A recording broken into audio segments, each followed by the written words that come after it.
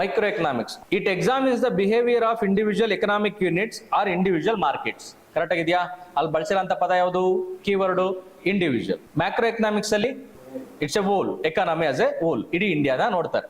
Next, it studies the issues like consumer behaviour, individual labour markets and the theory of the firms. So ಅಲ್ಲಿ ಇರೋಂಥದ್ದು individual behaviour. So individual ಅದನ್ನ ಇಷ್ಟಪಡ್ತಾನೋ ಇಲ್ಲೋ ಅಂತೇಳಿ. Next, it is the study of aggregate variables like aggregate demand, national output and the inflation. So ಇದು aggregate demand, over all ಇಂಡಿಯಾದಲ್ಲಿ ಏನ್ ನಡೀತಾ ಇದೆ ಅಂತೇಳಿ. ಈಗ ನೀವೇ ನೋಡಿ, ಸರ್ವೇ ಸಾಮಾನ್ಯವಾಗಿ ಯಾವ್ದಾದ್ರು ಒಂದು ಎಕ್ಸಾಮ್ ಇದೆ, ಆ ಎಕ್ಸಾಮ್ ನ ಸಂದರ್ಭದಲ್ಲಿ ಇಲ್ಲಿ ಈ ಒಂದು ಪೆನ್ ಇರ್ಬೋದು ಅಥವಾ ಯಾವ್ದೋ ಒಂದು ಬುಕ್ ಇರ್ಬೋದು. ಈ ಪೆನ್ನು ಮತ್ತೆ ಪೆನ್ನು ಬುಕ್ದು ಪ್ರೈಸ್ ಏನಾರು ರೈಸ್ ಆಗಿದೆ ಅಂತಂದ್ರೆ, ಈಗ ನೀವು ಹೋಗ್ತೀರಾ, ಈ ಬುಕ್ ನಿಮ್ಗೆ ತೀರಾ ಅವಶ್ಯಕತೆ ಇದೆ ಅಂತಂದ್ರೆ ತಾಣ್ತೀರಾ, ಇಲ್ಲ ಅಂತ ಏನ್ ಮಾಡ್ತೀರಾ, ಬಿಟ್ಟು ಬೇರೆ ಯಾವ್ದಾರ ಬುಕ್ ತಾಣ್ತೀರಾ ತಾನೆ. ಸೊ ಈಗ ನಾನು ಇವತ್ತು ಈ ಬುಕ್ ನ ಹೇಳಿದೀನಿ, ಈ ಬುಕ್ ಬದಲಿಗೆ ನಿಮ್ಮ ಹತ್ರ ಬೇರೆ ಬುಕ್ಸ್ ಇತ್ತು, ಸರ್ ಅದನ್ನೇ ಓದ್ತಿದ್ವಲ್ಲ ಸರ್, ಇದನ್ನ ಯಾಕೆ ನಮ್ಗೆ ಫೋರ್ಸ್ ಮಾಡ್ತಿದೀರಾ ಅಂತಂದ್ರೆ ಸ್ವಲ್ಪ ಅತಿ ಹೆಚ್ಚು ಕಾನ್ಸೆಪ್ಟ್ಸ್ ಇದ್ರಲ್ಲಿ ಕವರ್ ಆಗಿದಾವೆ ಅಂತ, ಅಷ್ಟು ಬಿಟ್ರೆ ಇನ್ನೇನಿಲ್ಲ. ಸೊ ಇದು ನಿಮ್ಮ ಇಂಡಿವಿಜುವಲ್ ಬಿಹೇವಿಯರ್. ನೆಕ್ಸ್ಟ್, ಯಾವ್ದೋ ಒಂದು UPSC ಎಕ್ಸಾಮ್ ಇದೆ, ಆ ಎಕ್ಸಾಮ್ ಸಂದರ್ಭದಲ್ಲಿ ಈ ಪೆನ್ನು ರೈಸ್ ಆಯ್ತು, ಅದ್ರ ಜೊತೆಗೆ ಮಿಕ್ಕಿರಂತ ಪೆನ್ಗಳು ಎಲ್ಲರೂ ರೈಸ್ ಮಾಡಿದ್ರು.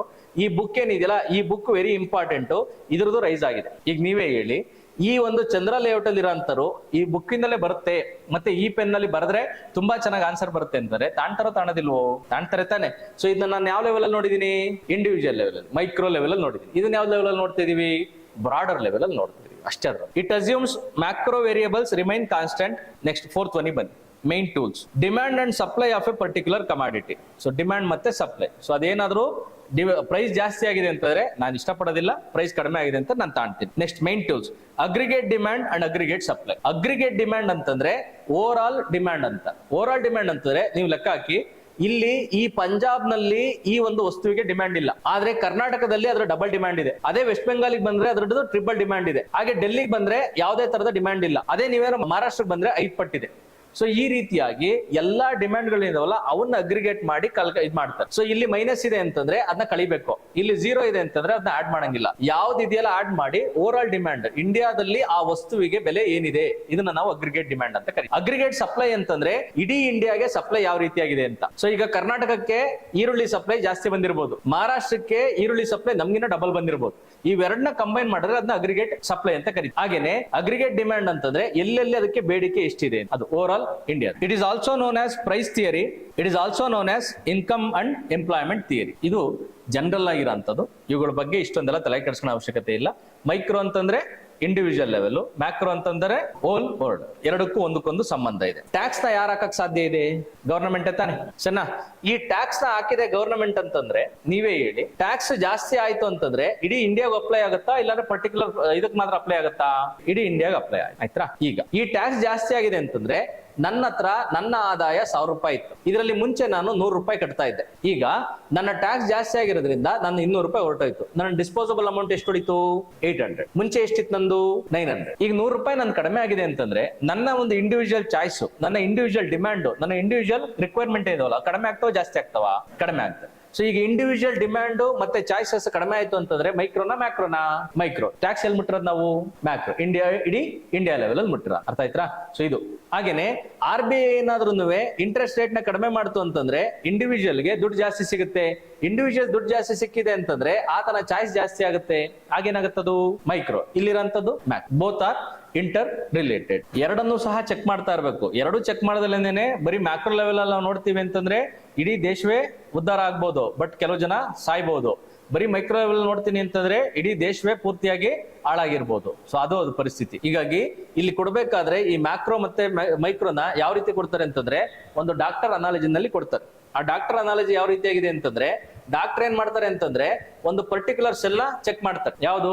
ನನ್ನ ಕಾಲಿನ ಭಾಗದಲ್ಲಿ ಇರೋಂಥದ್ದು ಯಾವ್ದೋ ಒಂದು ಸೆಲ್ ನ. ನನ್ನ ಇಡೀ ದೇಹವನ್ನ ಡಾಕ್ಟರ್ ನೋಡಿಲ್ಲ. ಈ ಸೆಲ್ ಕೆಲವು ಗಂಟೆಗಳ ಕಾಲ ರೆಡಿ ಆಗಿದೆ, ಹೌದು ಈ ಸೆಲ್ ಚೆನ್ನಾಗಿದೆ ಅಂತ ಹೇಳ್ಬಿಟ್ಟು ಡಾಕ್ಟರ್ ಹೇಳ್ತಾರೆ. ಆದ್ರೆ ಯಾವ ಸೆಲ್ ನ ಹೇಳ್ತಾರೆ ಅಂತಂದ್ರೆ ಈ ಒಂದು ದೇಹ ಏನಿದೆಯಲ್ಲ ಇದು ಡೆಡ್ ಬಾಡಿ ಆಗಿರುತ್ತೆ. ರೈಟ್? ಈಗ ಹೇಳಿ, ಈ ದೇಹ ಅನ್ನೋದೇನಿದೆಯಲ್ಲ ಇದು ಡೆಡ್ ಬಾಡಿ, ಸತ್ತೋಗಿದೆ, ಅದ್ರಲ್ಲಿ ಏನು ಇಲ್ಲ. ಯಾವ್ದೋ ಒಂದು ಸೆಲ್ ಮಾತ್ರ ಆಕ್ಟಿವ್ ಆಗಿದೆ. ಆ ಸೆಲ್ ನ ಮಾತ್ರ ಡಾಕ್ಟರ್ ನೋಡ್ಬಿಟ್ಟು ಅದು ಸರಿಯಾಗಿದೆ ಅಂತಂದ್ರೆ ಇಡೀ ದೇಹ ಸರಿಯಾಗಿದೆ ಅಂತ ಅರ್ಥನಾ? ಇಲ್ಲ ತಾನೆ. ಈಗ ನೀವ್ ಹೇಳಿ, ಈಗ ಭಾರತ ದೇಶದಲ್ಲಿ ಯಾವ್ದೋ ಒಂದು ಜಾಗದಲ್ಲಿ ಬೆಂಗಳೂರು ಸಿಟಿ ಅನ್ನೋದೇನಿದೆಯಲ್ಲ ಅದು ಚೆನ್ನಾಗಿದೆ ಅಂತ ಹೇಳ್ಬಿಟ್ಟು ಇಡೀ ಕರ್ನಾಟಕದಲ್ಲಿರೋಂಥ ಬಿಜಾಪುರ, ಇದು ಗುಲ್ಬರ್ಗ, ಅವೆಲ್ಲ ಅವು ಚೆನ್ನಾಗಿರ್ತವೆ ಅಂತ ಡಿಸೈಡ್ ಮಾಡ್ರಿ ಏನಾಗುತ್ತೆ? ಇಲ್ಲ ತಾನೆ.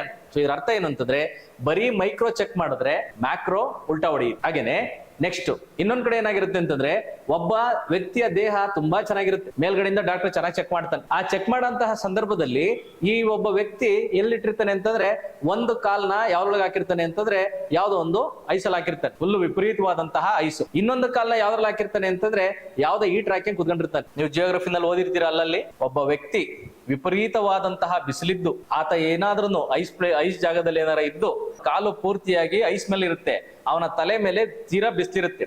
ಇಂಥ ಸಂದರ್ಭದಲ್ಲಿ ಆ ವ್ಯಕ್ತಿ ಖಂಡಿತವಾಗಲೂ ಸಾಯುತ್ತಾನೆ. ಸೊ ಈ ರೀತಿಯಾಗಿ ಒಬ್ಬ ವ್ಯಕ್ತಿ ಈ ರೀತಿ ಒಂದ್ ಕಡೆ ಕೋಲ್ಡ್ ಇದ್ರೂ ಇನ್ನೊಂದು ಕಡೆ ಈಟ್ ಇದ್ರೂ ಅದು ಅವನ ದೇಹಕ್ಕೆ ಹಿತಕರವಲ್ಲ. ಅದಕ್ಕೇನೆ ನೀವು ಆಟ ಆಡ್ಬೇಕಾದ್ರೂ ಅಥವಾ ಎಲ್ಲಿಂದ ಬರ್ತಿದ್ದಂಗೆನೆ ತುಂಬಾ ಸುಸ್ತಾಗಿದ್ದೀರಾ ಅಂತಂದ್ರೆ ಇಮಿಡಿಯೇಟ್ ಆಗಿ ಕೋಲ್ಡ್ ವಾಟರ್ ಏನ್ ಕುಡಿತಿರಲ್ಲ ಅದು ಒಳ್ಳೇದಲ್ಲ. ಯಾವುದೇ ಕಾರಣಕ್ಕೂ ನಮ್ಮ ಬಾಡಿ ಆ ಟೆಂಪರೇಚರ್ ಕಾಮ್ ಡೌನ್ ಆಗ್ಬೇಕು, ಅದು ಇಳಿಬೇಕು. ಇಳಿದಾದ್ಮೇಲೆ ನಾವು ನೀರನ್ನ ಕುಡಿಬೇಕು. ಮತ್ತೆ ಜನರಲಿ ಸ್ಪೀಕಿಂಗ್ ಈ ಒಂದು ನಾರ್ಮಲ್ ರೂಮ್ ಟೆಂಪರೇಚರ್ ಏನಿರುತ್ತಲ್ಲ ಅದಕ್ಕೆ ತಕ್ಕನಾಗಿರೋ ನೀರ್ನ ಕುಡಿಬೇಕು. ಬೇಸಿಗೆ ಕಾಲದಲ್ಲಿ ಸ್ವಲ್ಪ ಮಟ್ಟಿಗೆ ಹೊರಗಡೆ ಇರೋಂಥ ನೀರು ಬೆಚ್ಚಗಿದ್ರು ಏನಂತ ದೊಡ್ಡ ವಿಚಾರ ಅಲ್ಲ, ನಿಮ್ ದೇಹವೂ ಸಹ ಅದಕ್ಕೆ ಅಡ್ಜಸ್ಟ್ ಆಗಿರುತ್ತೆ.